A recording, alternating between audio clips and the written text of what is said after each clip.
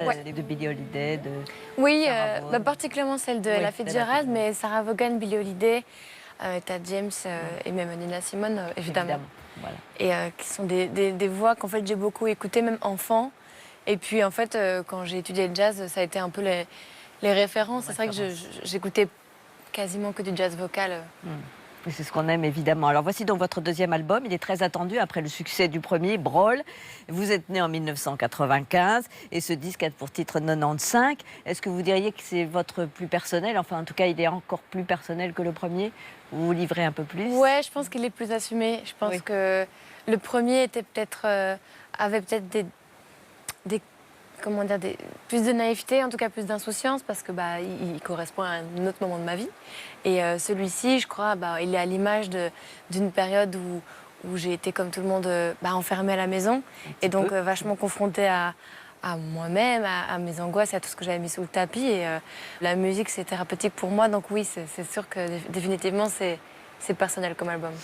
On va poursuivre cette conversation après votre portrait par Laurence Boulet. Nous sommes demandé tout simplement comment serait le monde si Angèle n'existait pas. Oh. Aujourd'hui, je fais mon discours. Profitez-en, suivez-moi.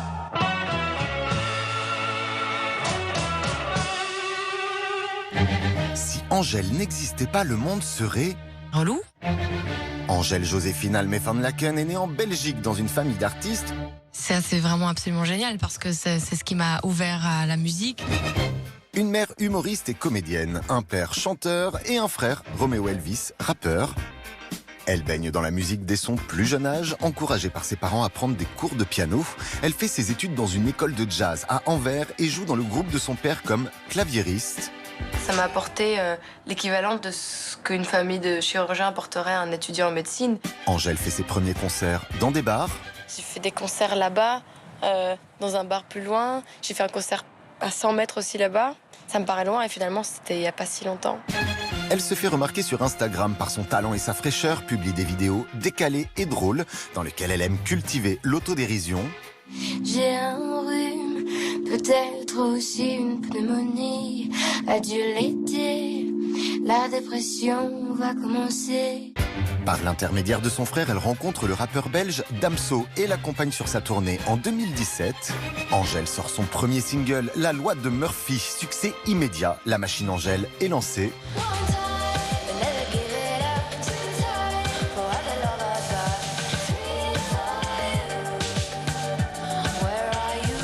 De festival en concert, elle se fait un nom sur la scène musicale franco-belge et en 2018 sort un premier album, Brawl, produit sur son propre label. Ça veut dire désordre. Ou des brôles, c'est aussi des éléments encombrants dont on aimerait se séparer ou qui servent à rien, mais dont on n'arrive pas à se séparer pour des raisons un peu inconnues. C'est un carton et notamment grâce à ce titre.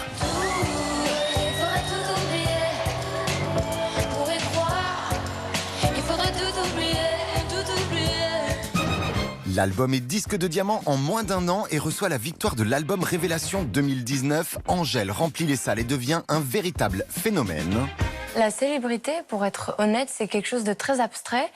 Mais j'avoue que l'ayant vécu en ayant des parents plutôt connus en Belgique, même si c'est pas la même échelle, j'ai un rapport très reculé par rapport à ça. Féministe et engagée, sa chanson Balance ton quoi est devenue l'un des hymnes des manifestations du 23 novembre 2019 contre les violences sexistes et sexuelles. Moi, je serais poli pour la télé, mais va te faire en... Balance ton quoi. Angèle fait aussi un tabac avec la pop star Dua Lipa. Angèle multiplie les expériences, fait ses premiers pas au cinéma dans Annette de Léos Carax et se raconte dans un documentaire en forme de journal intime sur Netflix. À chaque fois que j'allume cette caméra, j'ai une gueule horrible. L'occasion de raconter la naissance de son deuxième album, 95, nom de son année de naissance. En fait, si Angèle n'existait pas, le monde serait moins. Un danse. Voilà, et on a aperçu le petit chien ou la petite chienne qui vous suit depuis 2 ans maintenant et qui Ouais. que vous emmenez partout. Oui. On a compris que vous grandissez dans une famille d'artistes, c'est à Uccle, donc une des banlieues résidentielles de Bruxelles. La mère est comédienne, le père musicien et le frère va aussi le devenir, Roméo Elvis. Évidemment, on se dit que vous ne pouviez pas échapper à ce métier-là, à la scène et au fait de devenir une artiste vous-même. Ouais, et pourtant, je voulais vraiment pas faire ça. Ah oui. Plus jeune, je faisais de la musique pour le plaisir. Et c'est sûr qu'il y avait... Parce que si j'avais fait du rugby, mes parents auraient été aussi assidus parce que l'idée c'était d'aller au bout d'une activité. Mais moi, jamais de la vie, je pensais faire ça comme métier, quoi. Ah oui, pas aller sur une scène, vous vouliez apprendre le piano. Moi, je faisais du piano pour moi. Et je crois qu'aussi, comme j'ai vu mes parents quand même vachement galérer, en fait, honnêtement, je me suis jamais projetée dans ce métier en imaginant que ce serait facile et que ça fonctionnerait, que ce serait aussi cool. Je pensais que c'était un métier, enfin, je trouvais ça tellement dur. Non, moi, je voulais faire des études de psychologie. C'est ça, c'est Et autre ouais, chose. et mes parents m'ont dit un jour, mais t'es sûre et tout. Et en fait, c'est quand même le comble parce que... Ah, c'est à cause des parents que vous êtes allés chanter c'est ça. Ouais, dans- moi, je dans faisais une les école bars. de jazz et tous les élèves racontaient comme ça avait été dur de convaincre leurs parents que la musique, C'est vrai. ça avait un avenir. Et moi, j'avais pas réussi à convaincre mes parents que je voulais faire psycho et j'ai bien fait de les écouter quand même. Je crois, en tout cas, évidemment, si on en juge par ce qu'on entend et le succès que ça produit, évidemment, vous avez évidemment eu raison. Vous allez, oui, dans des petits bars de Bruxelles, vous tentez votre chance parce que vous entendez aussi, vous comprenez que votre voix a une qualité, quelque chose de particulier. Et pas uniquement votre rapport à la musique et au piano. C'est en faisant des petites vidéos sur Instagram que j'ai commencé à assumer en fait cette autre partie de là de moi qui n'y avait pas que le piano, il n'y avait pas que la musique classique ou jazz, mais il y avait aussi le chant, quoi. Et vous allez devenir, et on l'a vu d'ailleurs dans ce portrait, bien sûr, votre famille est connue en Belgique, mais comme vous dites, pas tout à fait à la même échelle. C'est vous, au fond, qui, j'allais dire, rassemblez les foules. Vous dites, j'ai pris conscience que la notoriété pouvait être compliquée à gérer, au fond. Peut-être par rapport à eux, par rapport à vous-même, par rapport à vos amis. Oui, la notoriété, c'est un peu un cadeau empoisonné. Ça me permet de faire mon métier. Mais être connu, ça veut aussi dire de devoir un peu faire le sacrifice et le deuil d'une vie Une vie quotidienne simple. Voilà, d'une vie quotidienne peut-être plus simple, anonyme. L'anonymat, c'est un luxe pour moi. Et ça n'est pas possible pour vous, ça n'est Non. plus possible. Oui. Non, et puis, bon, en même temps, voilà, on peut évoluer là-dessus. Et puis moi, j'ai franchement de la chance parce que j'arrive vraiment à me fondre dans la masse et une casquette, un masque, des lunettes, et puis c'est bon. Mais c'est sûr que c'est une nouvelle donne dans ma vie depuis quelques années et qui est juste, voilà, c'est quelque chose avec lequel il faut... Mais après, il y a plein de côtés géniaux avec ça, donc c'est juste une question d'équilibre, en fait. Bien sûr, et de rester aussi lucide et équilibré. Ce qui vous fait connaître aussi, c'est, enfin, et apprécier, ou ça, ce qui intéresse, c'est vos positions sur les femmes. Le fait que vous dénoncez d'ailleurs parmi les premières le sexisme dans le milieu de la musique, et ça a été important. Et parmi les figures féminines qui vous inspirent, il y en a bien sûr. Il y a notamment un auteur, une romancière, Virginie Despentes. Moi, j'ai lu King Kong Theory quand j'avais, franchement, 18 ans, je crois. C'est votre mère qui vous donne un... C'est ma mère, ouais. C'est ma mère qui me l'avait glissé comme ça. Et je me souviens à 18 ans de ne rien comprendre, pour être tout à fait honnête. Et surtout que c'était il n'y a pas si longtemps, mais ma déconstruction par rapport à ça et mon avancée dans le féminisme, on n'était pas comme aujourd'hui et on n'en parlait certainement pas autant. Donc c'était un peu un ovni pour moi. Et donc je lisais ça, je me souviens qu'il y a plein de choses qui me heurtent dans le bon sens, mais en même temps il y a plein de choses qui m'échappent parce que je crois que j'étais encore peut-être jeune dans ma tête. Et puis je l'ai relu quelques années plus tard et tout a fait sens. Et je trouvais qu'elle avait une approche super intéressante de la place des femmes. Il y a plein de questions qu'elle aborde qui sont des questions très tabous. Et voilà, elle a une approche certes radicale, mais je crois que quand on s'intéresse à ce combat, en fait c'est beau aussi de pouvoir s'ouvrir à ce que chaque personne dit, parce qu'il y a toujours, on peut aussi se faire notre propre opinion. Et voilà, ça évolue et on a vu bien sûr l'accélération de ce mouvement féministe, sa transformation, mais il y a très peu de temps. Au fond. Vous avez très peu vécu de temps. Parce que je parle de ça, j'avais 18 ans, Oui. j'en ai 26. Il n'y a que quelques années qui me séparent et pourtant, entre-temps, il y a eu MeToo C'est et ça, qui a révolutionné. Et moi, j'aime bien aussi avoir ce regard-là. Et même quand on voit ces images de 96, on se rend compte qu'on parlait encore du fait que la contraception était une révolution. Aujourd'hui, C'était le cas, mais... c'est acquis, et heureusement. Mais je veux dire, c'est la preuve que les choses avancent. Et moi, je pense qu'il faut le voir de cet œil-là, même si le chemin est long encore. Oui, et puis ça se construit, ça se transforme, Exactement. ça se radicalise, ça revient en arrière, et peut-être après ça trouve un équilibre. Ah, je l'espère. Voilà. Alors, vous écrivez évidemment et vous composez vos albums. Et je crois qu'il y a une artiste pour laquelle vous aimeriez bien écrire et travailler, c'est Vanessa Paradis. On l'aime beaucoup, bien sûr. Elle est à la fois comédienne et chanteuse, comme vous d'ailleurs, puisqu'on vous a vu aussi dans le film Annette. Et on va l'écouter sur ses débuts. Alors elle est très très jeune, en 1987, elle est encore au lycée. On peut commencer ce métier dès qu'on est conscient, de ce qu'on fait, du travail qu'il faut donner, tout ça. Il faut donner beaucoup de travail. Ouais. Tu as beaucoup travaillé pour ce disque? Non, je n'ai pas beaucoup travaillé, mais il faut sacrifier des choses quand même. Quoi, par exemple? Bah justement, les copains, tout ça, il ne faut pas sacrifier complètement, mais il y a des jours où on aura envie de sortir avec eux, et puis il faudra aller au studio pour répéter ou sur un plateau de télé. Voilà, une artiste lumineuse, inspirante aussi, Ouais. bien sûr, et À fond. qui a sacrifié aussi parce qu'elle est devenue très jeune artiste. Moi, je suis toujours étonnée de me dire qu'il y a des carrières comme ça qui commencent si tôt. Et puis Vanessa Paradis, c'est vraiment un exemple dans le sens où ça a commencé très très jeune, elle est toujours restée. Oui. Je crois qu'en plus de ça, oui, ça devait pas être une époque où on était forcément doux avec les très jeunes femmes.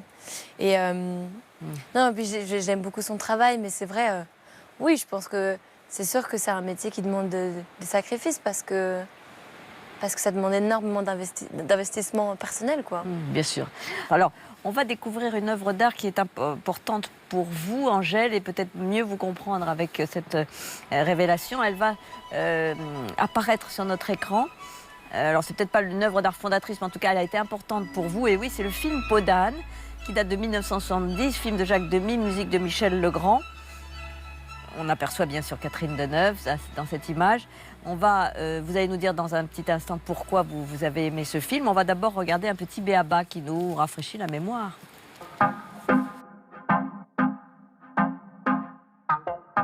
Petit 1. Peau d'âne est un film musical écrit et réalisé par Jacques Demy en 1970 qui s'inspire du conte de Charles Perrault paru en 1694. Peau d'âne me plaisait particulièrement. Pourquoi, j'en sais rien du tout. Et j'ai toujours pensé, comme ça, faire peau d'âne. Un jour, je ferai peau d'âne, Et j'ai essayé de faire le film dans cette optique-là, par mes yeux, comme ça, enfin, quand j'avais 7 ou 8 ans. Petit 2. Peau d'âne, c'est l'histoire d'une princesse forcée d'épouser son père et qui va fuir son royaume en se dissimulant sous une peau d'âne. C'est un conte qui est moins connu que d'autres contes de Perrault. Et beaucoup de gens ont oublié l'histoire légèrement incestueuse quand même, puisque c'est une histoire d'amour qui commence entre le roi et sa fille. Et beaucoup de gens l'ignorent, ça. C'est la 3e collaboration de Catherine Deneuve avec Jacques Demy, après Les Demoiselles de Rochefort et Les Parapluies de Cherbourg. Il y a une entente, il y a maintenant on se connaît très bien, je le devine, enfin c'est... Oui, c'est merveilleux. Juste avec la tête. Oui. Tu reviens ici, je connais mal la bouche. Mon père, et je l'apprécie. Je l'apprécie. Oui. Hein, tu un petit sourire. Oui. À ses côtés, un casting inoubliable. Jean Marais dans le rôle du roi, Delphine Seyrig en Fée des Lilas et Jacques Perrin en Prince Charmant. Petit 3. Peau d'âne est devenu un film culte, sublimé par la musique enchantée de Michel Legrand, ami et complice de toujours de Jacques Demy. Et sans plus de discours, allumez votre four. Voilà, alors je crois que votre mère, encore elle, aimait beaucoup Catherine Deneuve Ouais. et a dû vous montrer ce film. Ouais. Ma mère m'a montré beaucoup de films avec Catherine Deneuve et c'est vrai que... Alors, elle m'a montré Peau d'âne, Belle de jour. Ah oui. Qui sont quand même deux films avec des thématiques problématiques parce que... Différents. Effectivement, même Catherine Deneuve l'explique qu'il y a quand même une histoire d'inceste. Oui. Et oui, Peau d'âne, je m'en souviens parce que c'est un film fou, c'est un film hyper sophistiqué. On voit les décors, les coiffures, tout, enfin toute la symbolique, cette âne. Enfin, il y a plein d'absurdités aussi dans ce film. La musique de Michel Legrand. La musique, évidemment. Évidemment. Ouais. Catherine Deneuve, donc ouais, je crois qu'il y a quelque chose qui m'a marquée quand j'étais petite. Et puis il y a peut-être des sous-couches que j'ai compris plus tard aussi.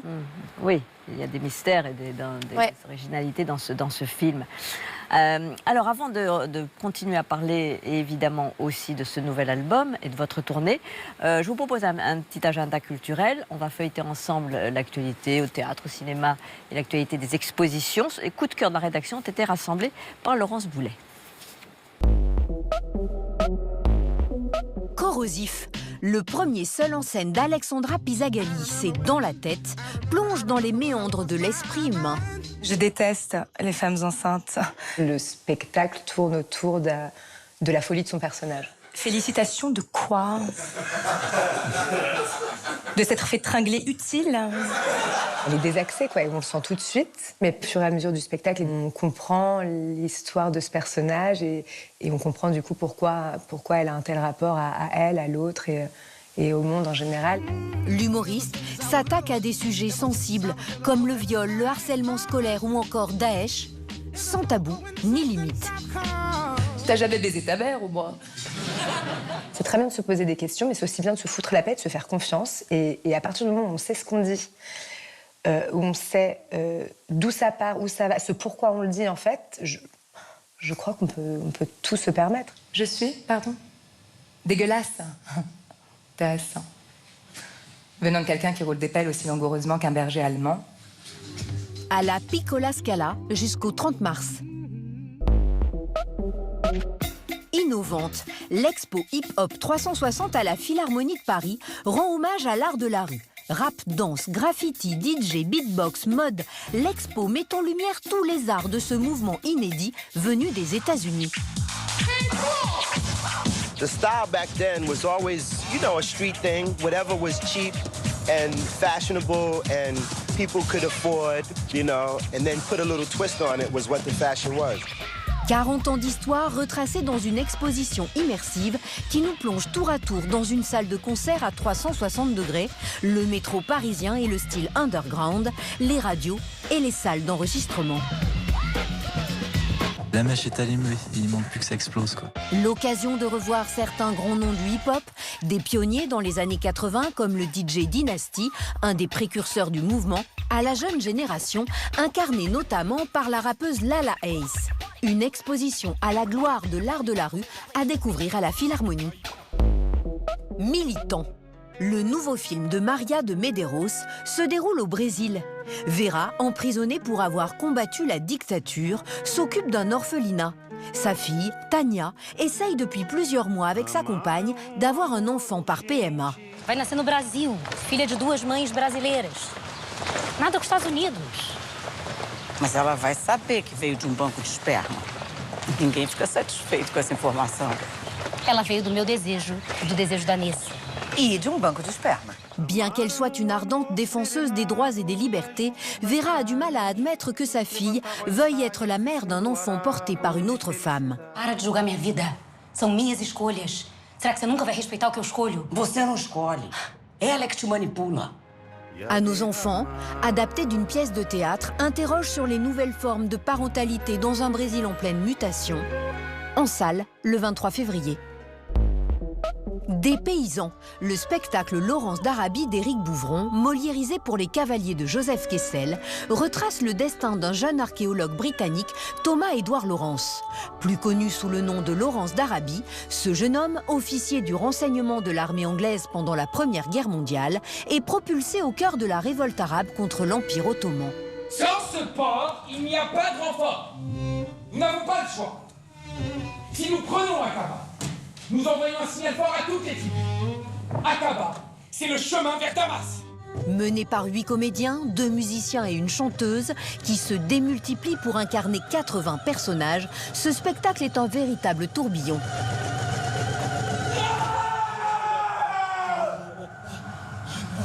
Vous les Arabes! Quoi? Nous les Arabes, quoi? Une épopée historique et onirique à vivre jusqu'au 30 avril.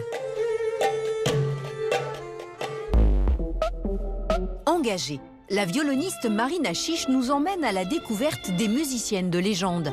30 femmes interprètes du 19e et 20e siècle qui ont marqué l'histoire de la musique. Certains noms sont familiers comme Maria Callas ou Nadia Boulanger, d'autres sont à découvrir comme Maud Powell.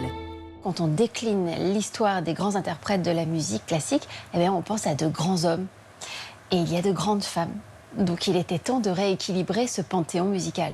Un ouvrage conçu comme une galerie de portraits de femmes d'exception, toutes nationalités confondues, avec une diversité d'instruments et de parcours. Ginette Neveu, la grande violoniste française, est à l'origine de ce livre, mais ce n'est pas la seule. Une autre personnalité qui, moi, m'a aussi beaucoup motivée à faire ce livre, c'est la contralto noire américaine Marian Anderson, qui a une histoire fascinante, où la petite et la grande histoire se croisent. Tout le monde devrait connaître Marian Anderson. Musicienne de légende, actuellement en librairie.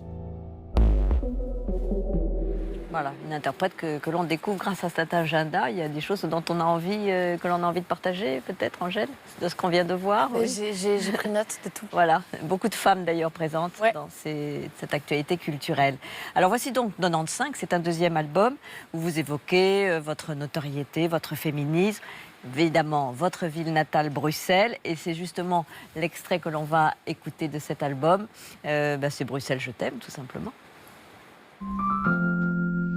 On n'a pas les tours de New York, on n'a pas de lumière de jour. 6 mois dans l'année, on n'a pas Beaubourg, ni la Seine, on n'est pas la ville de l'amour. Mais bon, vous voyez, et sûrement que dès ce soir, le ciel couvrira une tempête. Mais après l'orage, avec des bières, les gens feront la fête. Bruxelles, je t'aime, Bruxelles, je t'aime. Tu m'avais manqué, Bruxelles, je t'aime, Bruxelles, je t'aime. T'es ma préférée, Bruxelles, je t'aime, Bruxelles, je t'aime. Tu m'avais manqué, t'es la plus belle, t'es la plus belle. Voilà, une déclaration d'amour à votre ville natale. Vous disiez en début d'émission qu'en fait vous étiez un peu éloigné de ce pays pendant le confinement, bien forcé. Ouais. C'est ce qui vous a poussé à écrire. Oui, tout à fait.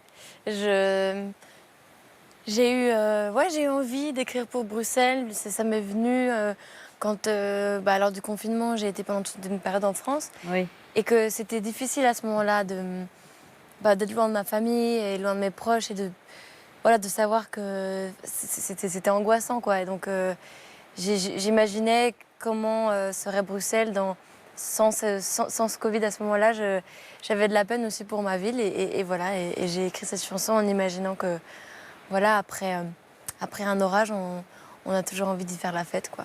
Voilà, et puis c'est quelque chose qui vous retient toujours, la famille, enfin, ce sont vos ancrages. Ouais, puis c'est là où je vis aussi, tout simplement. C'est là où j'ai mes habitudes, où j'ai mes repères, quoi. Alors, ça nous rappelle évidemment d'autres interprètes qui ont rendu hommage à Bruxelles. Et par exemple, Dick Annegarn, qui lui aussi a aimé sa ville. On va l'écouter, c'était en 1974. Cruel duel, celui qui oppose Paris névrose et Bruxelles abruti, qui se dit que bientôt ce sera fini. L'ennui de l'ennui. Tu vas me revoir, mademoiselle Bruxelles, mais je ne serai plus tel que tu m'as connu. Je serai abattu, courbattu, combattu, mais je serai venu. Bruxelles, attends-moi, j'arrive. Bientôt je prends la dérive. Voilà, un petit clin d'œil à un compatriote.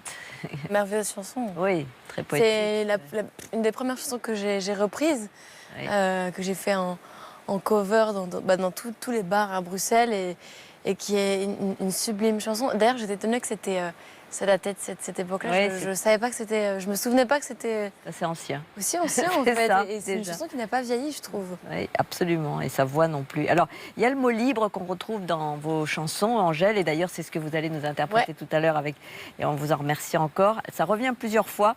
Vous dites, je ne veux plus tomber dans le piège des fous. Qu'est-ce que ça veut dire ? Ah c'est tous les pièges possibles. C'est de notre période, de notre monde aujourd'hui. Oui, alors en fait pour moi libre c'est une chanson d'émancipation, c'est une chanson qui parle. Je m'adresse à quelqu'un, mais finalement je peux m'adresser autant à quelqu'un qui a un mauvais souvenir, qui a un ensemble de personnes. Ça pourrait en fait juste s'adresser à tout ce qui nous cause du tort et qui n'a pas lieu d'être en fait. Les pièges, ça peut être ceux dans lesquels on tombe quand on est plus faible, quand on est plus vulnérable, quand on est plus jeune ou quand on se connaît juste pas assez. Et puis apprendre à se connaître et se confronter à ces angoisses, je crois que c'est la meilleure façon de pouvoir les combattre. Et c'est ce que j'ai fait dans cet album, en fait. J'ai combattu mes angoisses. Voilà, il y a aussi évidemment le souci de la défense des femmes, et ça revient dans 2 titres, Tempête et Mojus, parce qu'on craint toujours de repartir en arrière, d'oublier qu'il y a ces questions-là. Oui, peut-être. Et je crois qu'en parler peut juste remettre encore une fois l'attention sur toutes ces questions-là. La question des violences conjugales ou sexuelles, c'est des questions qui sont heureusement beaucoup abordées en ce moment. Et je crois que ça va vite changer, parce que si on regarde en arrière, il y a quand même eu des gros changements ces dernières années. Mais en même temps, on part de tellement loin que... Il faut toujours rappeler les choses, voilà. Évidemment. Alors, dans un instant, va nous rejoindre l'un des auteurs de cette rentrée qu'on aime beaucoup, c'est David Fuenquinos, qui signe un 19e roman, numéro 2. C'est son titre qui nous emmène dans l'univers de Harry Potter, ou plutôt d'ailleurs de ses interprètes au cinéma. Et puis, nous recevrons 2 acteurs d'un film très émouvant qui s'appelle La vraie famille, Mélanie Thierry et Lies Salem, qui jouent le rôle difficile, j'allais dire, et exaltant, bien sûr, de parents d'accueil, dans ces familles d'accueil. Alors, bienvenue, David Fuenquinos. Vous avez aimé écouter les Beatles ou c'était pas du tout... Ah oui. Vraiment, ça a été le premier groupe anglophone que j'ai écouté. J'avais un double album de démos. Et j'adorais écouter les démos parce qu'on les entendait parler. Donc je pense que j'ai pas encore vu le documentaire. Formidable. Je pense que je vais retrouver ces choses-là. Alors, David Fuenquinos, vous écrivez donc numéro 2. C'est un jeune garçon, qui a failli incarner Harry Potter. Il a une dizaine d'années, il est presque sélectionné. Et c'est donc il y a tout juste 20 ans, puisqu'on célèbre les 20 ans du premier film Harry Potter. Et c'est la problématique, j'allais dire, du 2e. On va en parler, que vous essayez d'explorer, parce qu'au fond, on peut être toujours le 2e dans un univers ou un autre. Mais d'abord, pourquoi Harry Potter? Pourquoi cet univers-là, alors? Moi, je connaissais pas très bien, j'étais pas un spécialiste, j'avais vu quelques films avec mon fils, voilà, il y a quelques années. Vous n'étiez pas un lecteur d'Harry Potter? Pas spécialement, mais c'est vrai qu'il y a 2 ans, ils ont passé les films, et du coup, j'aime bien, moi, aller sur les pages Wikipédia, Allociné, glaner des informations quand je regarde un film, et là, j'ai découvert l'interview incroyable de la directrice de casting qui raconte qu'à l'époque, ils ont auditionné des centaines d'acteurs, parce qu'il fallait imaginer que le film, ça serait 100 millions de dollars. Voilà. Il fallait trouver le cœur du réacteur, trouver qui serait Harry Potter, et qu'à la toute fin, il en restait plus que 2. Et elle rajoute cette phrase incroyable: on a choisi Daniel Radcliffe parce qu'il avait ce petit quelque chose en plus. Donc moi, immédiatement, je ne sais pas vous, mais on est directement propulsé dans l'empathie de penser à l'autre, d'être passé si près d'une telle vie, d'un tel rôle, et évidemment, comment se reconstruire après un tel échec. Donc celui que vous suivez, il s'appelle, dans votre livre, Martin Hill. Il est franco-anglais, sa mère est française, son père est anglais. Et c'est lui donc qui ne va pas être pris au dernier moment, alors qu'il l'espère évidemment. Et ce qui est évidemment touchant dans cette problématique du 2e, c'est que ça concerne un enfant, un jeune. C'est ça que vous nous racontez. Complètement, il a 10 ans, il a rêvé d'être Harry Potter, il a rêvé d'avoir cette vie. Un peu encouragé par le père d'ailleurs. Oui, c'est aussi un livre sur le hasard, sur le fait qu'il y a plein de petits éléments qui font qu'il se retrouve au mauvais moment, au mauvais endroit, qu'il est repéré par le producteur, il a la tête d'Harry Potter, donc tout le monde pense que ça peut être lui, que ça va être lui, et donc voilà, il est dans le fantasme de cette vie incroyable qu'il va rater de si peu. Mais c'est vrai que toute la première partie du livre parle beaucoup de la jeunesse, du casting d'Harry Potter, de l'histoire de J.K. Rowling, qui est une histoire incroyable. Que je ne connaissais pas très bien, mais il faut imaginer cette femme qui a 25 ans. Elle est tellement pauvre et voilà, va vivre elle-même un conte de fées. Exactement, qui vit d'aide sociale, femme battue, seule avec sa fille, sa mère vient de mourir et qui va devenir la plus grande héroïne du royaume. C'est vrai, c'est une histoire assez incroyable, avec plein de petits détails, de succession de petites choses, avec la fille du directeur financier des éditions de Bloomsbury qui tombe sur le livre et qui trouve ça intéressant, qui veut savoir la suite. Oui, c'est le hasard. Qui fait que un destin bascule du bon côté. Et pour mon héros, c'est exactement le contraire, le destin qui bascule du mauvais côté. Du mauvais côté, il va en faire quand même quelque chose, puisque vous nous parlez de cette Joan Rowling, J.K. Rowling, qui effectivement va sortir de l'anonymat et de la pauvreté grâce à son livre et à son récit. On va l'écouter sur ses débuts, justement, en 2000. Je pensais qu'en écrivant ce livre, j'aurais des difficultés à les faire publier. D'ailleurs, j'ai eu des difficultés. Ça n'a pas été facile de trouver un éditeur. Et puis, j'ai pensé que si ce rêve se réalisait et que ce livre soit publié, quelques personnes seulement seraient intéressées.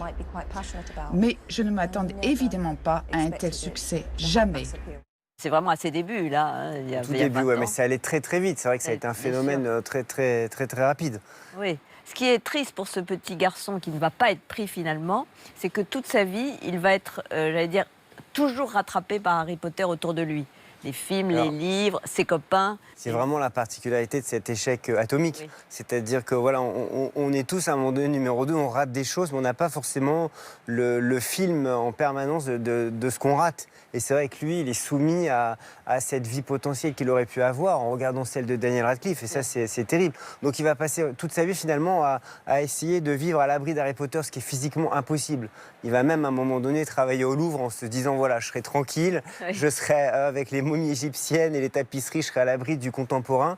Et il va se retrouver d'ailleurs presque en empathie avec le tableau qui est juste à côté de celui de la Joconde. Et oui, parce le tableau que personne ne va voir. Donc la prochaine fois que vous allez au Louvre, allez voir ce tableau. On va aller voir le numéro 2, bien sûr.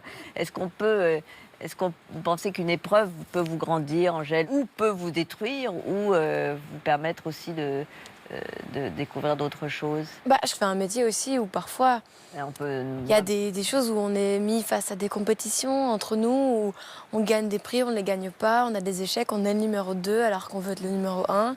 Et je crois que c'est des choses qui peuvent nous construire. Et c'est marrant parce que cet enjeu de vouloir vivre à l'abri d'Harry Potter, c'est comme quand dans notre métier, on peut pas vivre à l'abri d'être le numéro 2 parce que non, il y a une concurrente ou un concurrent. Ouais, voilà. Et moi, j'ai appris à ne pas voir la concurrence comme quelque chose de négatif parce que ça me rendrait malade. Et puis que je fais quand même un métier de divertissement et de plaisir. Donc, mais c'est une vraie question, quoi, la question de l'échec dans mon métier, parce qu'elle peut être humiliante. Parce que quand il y a un échec, si je fais mal mon métier un soir ou quelque chose, c'est pas devant 2 personnes, quoi, c'est devant des milliers, et il y a quelque chose de... Mais en tout cas, il y a quelque chose de très juste. L'idée que l'échec peut être très important pour pouvoir réussir les choses par la suite. Et c'est vrai que mon livre parle vraiment de la possibilité de se reconstruire après un échec, de la valeur de l'échec. Et c'est vrai que c'est le sujet central, de voir comment il va finalement comprendre la valeur d'avoir été l'autre. Et ça, c'est vraiment un livre sur la consolation vis-à-vis de soi-même. Et aussi la réussite. Qu'est-ce que c'est que la réussite, au fond Oui, toute situation est problématique. Angèle racontait justement, malgré sa vie merveilleuse tout à l'heure, certaines complexités du quotidien, ce qui sont tout à fait normales. Et c'est vrai qu'il va se rendre compte, ce personnage-là, qu'avoir été Daniel Radcliffe, c'est peut-être aussi un petit peu compliqué. Voilà, c'est ce que vous nous décrivez très bien. On ne va pas révéler, mais on comprend que la notoriété énorme de Daniel Radcliffe, très jeune aussi, va aussi être une contrainte pour lui. Oui, complètement. Il faut qu'il en sorte également. Comment on peut expliquer aujourd'hui que cet intérêt pour Harry Potter ne faiblisse pas? Parce qu'on le voit bien. Je crois que le point de départ est absolument fascinant. C'est vrai que c'est l'histoire quand même d'une enfance abîmée, de quelqu'un qui souffre, qui est maltraité. Et à un moment donné, on vient le voir et on vient lui dire « Écoute, tu es extraordinaire. Nous, on t'aime, viens avec nous. Et en plus, tu as des pouvoirs incroyables. » Et finalement, ça fonctionne sur les enfants, les adolescents, les adultes. Il y a quelque chose de cet ordre-là dans Harry Potter, dans l'idée qu'à un moment donné, on a tous envie d'être désirés, d'être aimés, d'être choisis, d'être considéré comme quelqu'un d'exceptionnel. Et finalement, ça joue un petit peu sur cette fibre-là. Et puis après, on est propulsé en plus dans un monde magique. Dans un univers du merveilleux, vous dites bien d'ailleurs, David, que votre livre, c'est un roman qui n'a pas reçu l'accord de J.K. Rowling, ni d'ailleurs de la Warner qui avait produit les films. Très chic, c'est un livre non autorisé par J.K. Rowling. Je suis assez fier de ça. Pourtant, j'ai essayé de lui écrire, elle ne m'a pas encore répondu, mais voilà. Je vous donnerai des nouvelles de mes relations avec elle quand j'aurai enfin la réponse. On voudrait, a priori, il n'y aura pas d'autres films, on ne sait pas, on ne pense pas. Il n'y aura pas ni d'autres livres, de toute façon, elle a dit qu'elle arrêtait. Oui, alors après, il y a eu d'autres films, il y a eu des films dérivés, Les Animaux Fantastiques, et puis elle écrit. C'est aussi compliqué pour elle de sortir d'Harry Potter. C'est vrai qu'elle a écrit sous pseudonyme, elle a écrit des romans adultes, mais c'est vrai que ce qu'elle a vécu en tant qu'auteur, c'est absolument hors norme, c'est vraiment inimaginable. Et puis je raconte plein de détails de son quotidien dans mon livre que j'ai trouvé incroyable. Elle reçoit des centaines et des centaines de lettres par semaine, tout le monde lui demande tout et n'importe quoi. Elle est vraiment au cœur de tellement de situations. Et là, actuellement, au cœur d'une polémique très très forte qui est extrêmement difficile à vivre, avec beaucoup de gens qui la rejettent par rapport à ce qu'elle a dit. C'est vrai que la moindre de ses pensées prend un écho mondial. Oui, parce que ce qu'elle a écrit il y a 20 ans, évidemment, parfois prend un relief particulier au regard des femmes, au regard des discriminations, au regard... et elle, on ne la rate pas sur la moindre polémique, oui, bien sûr. Oui, mais après, moi, je ne suis pas non plus un spécialiste d'Harry Potter. Mon livre ne tourne pas que autour de ça, même si je suis assez content. Là, j'ai dédicacé dans une boutique Harry Potter. J'avais jamais, ça me change des salons du livre, des libraires traditionnels. Et j'aime bien pouvoir alterner des livres graves, des livres plus légers, changer d'univers. On va juste vous faire écouter un de vos écrivains préférés, je crois, le Polonais Witold Gombrowicz. Il s'exprimait, alors il a un accent assez fort, mais on va essayer de tendre l'oreille. Il parle du métier d'écrivain, c'est en 1969. Tout le monde sait que si on écrit une lettre à sa fiancée, c'est de la littérature aussi, n'est-ce pas? De sorte qu'il n'y a pas des écrivains, ce n'est pas une profession. Alors, au lieu de dire écrivain, il faut dire peut-être personnalité. Voilà, vous êtes deux personnalités, parce que quand on écrit une chanson, on n'a peut-être pas le sentiment d'être écrivain, mais on met des mots sur le papier, Angèle. Ouais, moi je suis contente d'avoir les mots, parce que j'aime bien jouer avec les mots. Je trouve que c'est un jeu, quoi. Il y a quelque chose de faire rimer des mots, taper synonyme sur Google. Pour moi, c'est ma grande passion. Chercher tel mot, il a telle nuance, je sais pas, il y a quelque chose. Et puis là, on a cette chance d'avoir une langue française qui est hyper riche et qui est pleine de consonnes. Enfin, moi, je parle aussi musicalement. Il y a plein de possibilités de jeux et d'associations. Bien sûr. D'ailleurs, ce sont les mots qui, moi, vous ont fait exploser, parce qu'il y a évidemment un univers incroyable, la voix magique, la musique, mais c'est le texte de Balance ton quoi qui a été très très fort, même pour les enfants, enfin pour tout le monde, ça a été vraiment, je trouve qu'en termes d'écriture, c'est formidable, vraiment. Oui. Il faut se lancer dans l'écriture de chansons, David Fuenquinos. Oui, j'ai essayé, mais c'était pitoyable. Il faut savoir où il faut mieux rester. Voilà, mais c'est bien. C'est pour ça que j'écris pas de romans. Ce serait pas mais peut-être un jour, l'un et l'autre, vous changerez de registre un tout petit peu. Alors, on va revenir dans le passé comme chaque dimanche soir pour décrypter un événement culturel. Alors aujourd'hui, on va assister à la publication du premier livre de poche. C'était le 9 février 1953. Ce fut un petit scandale, même un vrai scandale dans le monde littéraire. Cette commercialisation des livres de poche, l'enquête est menée par Florence Trocreau. Le 6 février 1953, Hachette lance la collection Livres de poche. Une révolution qui va outrer une certaine frange de la société française. Le livre de poche, c'est un peu comme un mouchoir en papier, on le lit, puis après on le met dans un coin. Ça fait lire un tas de gens qui n'avaient pas besoin de lire finalement, qui n'avaient jamais ressenti le besoin de lire. Je suis persuadé qu'il faut une aristocratie de lecteurs. Jusque-là, les éditeurs réservaient le petit format à quelques genres bien précis. Certains font le choix d'une littérature très populaire, c'est Fantomas chez Fayard par exemple. D'autres font le choix d'une littérature spécialisée, c'est ce qu'on verra dans l'entre-deux-guerres avec des collections uniquement eau de rose ou policières. En 1953, la maison Hachette décide de lancer une grande collection littéraire à bon marché. La direction de cet ambitieux projet est confiée à Henri Philippaki. Philippaki est un homme qui vient du bassin de la Méditerranée. Il a une très large expérience. Il a été secrétaire de Gaston Gallimard. C'est quelqu'un qui connaît parfaitement le milieu et qui donc est à la recherche d'une clé pour vendre le maximum de livres. Pour le premier numéro de sa nouvelle collection, Philippaki choisit Königsmarck de Pierre Benoît, un auteur à succès des années 20. Grâce à l'utilisation des rotatives, jusque-là réservées aux journaux, 55 000 exemplaires sont tirés. Suivront bientôt Vol de nuit de Saint-Exupéry, La condition humaine de Malraux, puis les grands auteurs du 19e, comme Zola ou Balzac, tout juste tombés dans le domaine public.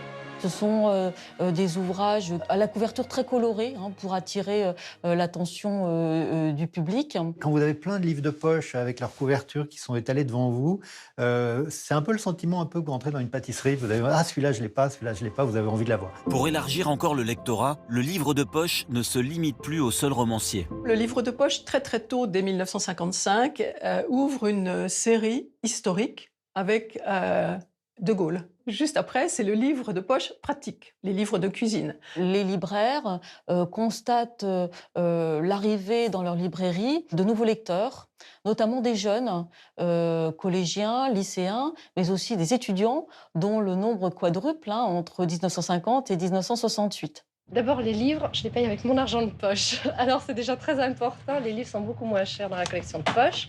Et je peux déjà en lire beaucoup plus que s'ils étaient dans une collection normale. C'est assez agréable de pouvoir lire un livre pour 200 francs. 200 francs, c'est 4 fois moins que le prix d'un livre d'une collection classique. Démocratiser la littérature, le savoir, par le livre de poche qui coûte moins cher et qui permet justement à des gens qui n'ont pas beaucoup de moyens de s'approprier vraiment un texte. Je trouve ça formidable. Pour moi, c'est une invention géniale pour la littérature. Désacralisé, le poche se vend désormais sur des tourniquets en librairie ou dans les supermarchés qui ouvrent un peu partout en France. Le succès est tel qu'en moins de 10 ans, tous les éditeurs vont créer leur propre collection de poches. Ils explorent de nouveaux terrains comme la philosophie ou la poésie, des domaines jusqu'ici réservés aux élites. C'est réellement donc avec le lancement de ces collections à visée intellectuelle qui suscitent des débats. Le premier à lancer l'offensive, c'est un philosophe et historien de l'art qui s'appelait Hubert Damisch, donc qui publie un article en 1964. Et lui alors tire à boulet rouge sur ce qu'il appelle la culture de poche. Il parle même du pocher. Pour lui, ça n'est en aucun cas une évolution positive. C'est une condamnation sans appel de l'objet même qu'est le livre de poche. Pour certains, un livre, ça se mérite. C'est pas parce que vous aurez acheté tel ou tel livre que vous serez cultivé. Julien Gracq ou le poète Henri Michaud mènent la fronde des anti-livres de poche. Face à eux, des auteurs très populaires comme Giono, Prévert ou Marcel Pagnol. C'est d'une importance capitale. C'est parce que supposez qu'un ouvrier ait envie de lire Suétone, que faut-il qu'il fasse? Il faut qu'il aille chez des maisons spécialisées pour acheter un livre qui coûte en général assez cher. C'est un moyen de culture qui est presque aussi puissant que la radio ou la télévision. En près de 70 ans, le format poche n'a cessé de se diversifier, devenant l'un des succès culturels les plus spectaculaires du XXe siècle. Alors si on pouvait faire ressortir Henri-Philippe Aki de sa tombe, il serait fou de joie. 1 milliard d'exemplaires vendus dans cette seule collection, 400 millions dans les collections concurrentes les plus importantes. Aujourd'hui, il est à 30% de tous les livres vendus chaque année. Il a conquis sa noblesse d'une certaine façon. Un succès dont personne n'imaginait l'ampleur lors de la sortie du premier numéro de la collection Livres de poche, le 6 février 1953. On a du mal à penser qu'on a pu être contre la sortie des livres de poche. C'est fou. Angèle, oui. C'est vraiment fou. Parce qu'on a toujours un livre dans sa poche, au fond. Est-ce que... Je ne pensais pas que c'était à ce point-là. Oui. Vraiment, il y avait un combat élitiste aussi, de se dire, voilà, la littérature ne doit pas être accessible aux démunis ou voilà, à la classe populaire. C'est terrible. Un livre se mérite. Oui, c'était très assumé. C'est intéressant comme ce snobisme était absolument décomplexé. Et même au-delà de ça, il y avait une fronde, quoi. Donc. Voilà. Pour nous, c'est évidemment quelque chose de tellement acquis et évident. Oui, moi, le poche, ça a changé ma vie parce que c'est vrai que c'est avec l'édition Folio de la délicatesse qui a rencontré un grand succès que vous avez été ça a vraiment changé. connu.